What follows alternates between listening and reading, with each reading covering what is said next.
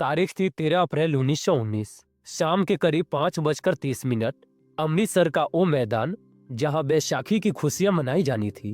Brigadier general Dyer ने न कोई चेतावनी दी, न कोई सवाल पूछा। उसने बस हवा को चीरता हुआ एक शब्द फायर। वह मौत का ऐसा नंगा नाच हुआ जिसने पूरी मानवता को हिलाकर रख दिया। आज की इस वीडियो में हम इतिहास के उस काले अध्याय की परतें खोलेंगे जो न केवल ब्रिटिश हुकूमत की क्रूरता की गवाह है, बल्कि शहीद उधम सिंह के उस संकल्प की भी कहानी है जिसने 21 साल बाद 7 समुंदर पार जाकर अपना बदला पूरा किया।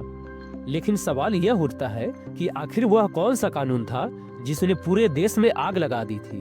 उस कानून का नाम था रॉलेट एक्ट, जिसे मार्च 1919 में ब्रिटिश सरकार ने लागू किया था, जिसने भारतीयों के मौलिक अधिकार छीन लिए थे।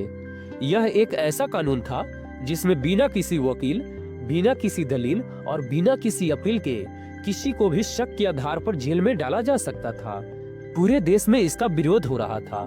इसी कानून के विरोध में पंजाब के 2 बड़े नेता डॉक्टर सैफुद्दीन किचलू और डॉक्टर सत्यपाल को गिरफ्तार कर लिया गया था।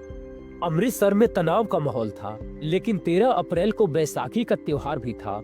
शहर के लोग और पास के गांवों से आए श्रद्धालु जालियांवाला बाग में इकट्ठा हुए। कुछ लोग त्योहार की चर्चा कर रहे थे तो कुछ अपने नेताओं की गिरफ्तारी का शांतिपूर्ण विरोध करने आए थे। करीब 25,000 की भीड़ वहां मौजूद थी। इतिहास के कुछ पन्नों में हंसराज नाम के एक व्यक्ति का जिक्र आता है। कहा जाता है कि हंसराज ने ही उस दिन बाग में सभा बुलाई थी और वही मुख्य वक्ता भी था। कई इतिहासकारों का मानना है कि वह अंग्रेजों के लिए एक प्लांट या मुखबिर की तरह काम कर रहा था। जैसे ही सभा शुरू हुई और लोग इकट्ठा हुए, डायर को सटीक लोकेशन और भीड़ की तादाद की जानकारी पहुंचा दी गई। उसी समय रेजिनाल्ड डायर अपनी सैन्य टुकड़ी और हथियारों के साथ वहां पहुंचा। उस मैदान से बाहर निकलने का सिर्फ एक ही संकरा रास्ता था। डायर ने बिना किसी चेतावनी के, बिना किसी बात के अपने सैनिकों को सीधे फायरिंग का आदेश दे दिया। अगले 10 मिनट तक जो हुआ उसने धरती को लाल कर दिया। 1650 राउंड गोलियां चली। लोग जान बचाने के लिए इधर उधर भागने लगे, लेकिन ऊंची दीवारें और बंद रास्ता उनकी मौत का कारण बन गया। कई लोग गोलियों से बचने के लिए वहां मौजूद एक कुएं में कूद गए। आज भी उस कुएं को खूनी कुआं कहा जाता है, जहां से बाद में सैकड़ों लाशें निकाली गई थी। जालियांवाला बाग की दीवारों के ऊपर आज भी गोलियों के निशान साक्ष्य के रूप में देखे जा सकते हैं। नरसंहार के बाद जब पूरी दुनिया में थू-थू होने लगी, तो ब्रिटिश सरकार ने अपनी साख बचाने के लिए आंकड़ों का खेल शुरू किया। हंटर कमीशन की रिपोर्ट और तत्कालीन सरकारी रिकॉर्ड्स के मुताबिक इस गोलीबारी में मरने वालों की संख्या मात्र 379 बताई गई और घायलों की संख्या करीब 1200। लेकिन क्या यह सच था? बिल्कुल नहीं। असल में मरने वालों की संख्या हजारों में थी। इस कत्लेआम का गवाह एक छोटा बच्चा भी था। नाम था उसका उधम सिंह। उस मासूम की आंखों में वो मंजर बस गया और दिन में जलने लगी प्रतिशोध की आग।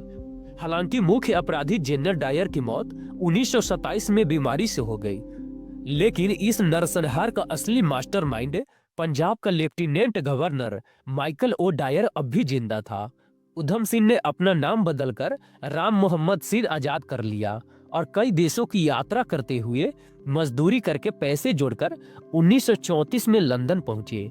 तारीख थी 13 मार्च 1940। लंदन के कैक्सटन हॉल में एक सभा हो रही थी, जहां माइकल ओ डायर मौजूद था।